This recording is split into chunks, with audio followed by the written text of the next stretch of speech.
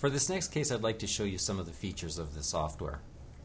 This is an example of a patient who came in for a staging breast MRI. The index lesion was in the posterior half of the upper right breast. But when the MRI was done, we could see that there were a number of other suspicious masses located more anteriorly.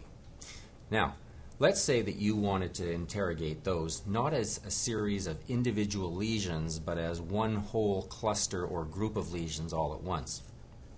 I'm going to open up my finding panel here, and when I put my cursor over one of these lesions, the computer will analyze that lesion by itself. But let's say that I wanted to actually include all of these as a group. I go up to my location and size function, and then I can adjust the size of the lesion by clicking on these buttons here. And if I go to the largest one, that will include all of the lesions that are in this region here that I'm concerned about.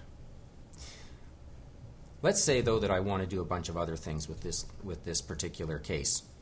Let's start by bringing up our toolbox by right-clicking the mouse. And when I do that, I get a number of functions that are very handy at my fingertips, one of which is the ruler function. I select that, I place the crosshair at one end of the lesion, click and drag, and there is my measurement immediately. Now, if I want to save that measurement, I can just click anywhere else and that will stay on my image.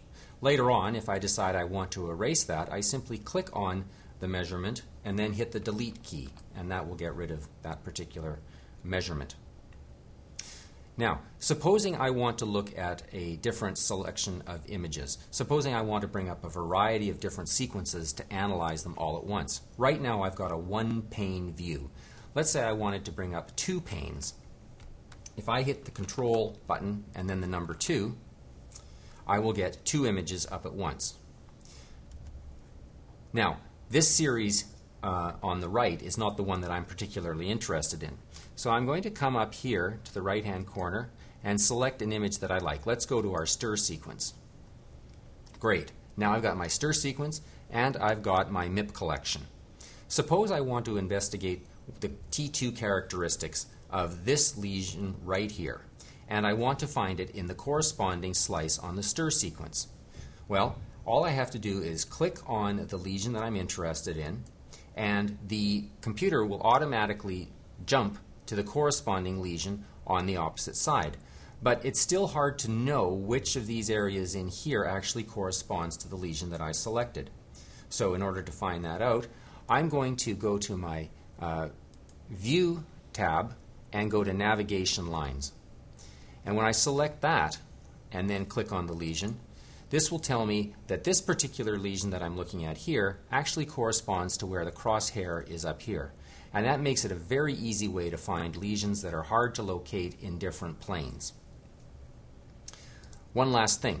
If I want to analyze the curves that are associated with a particular lesion, I can right-click to bring up my toolbox, click on Curves, then place the region of interest over any part of the image and find the curve like so.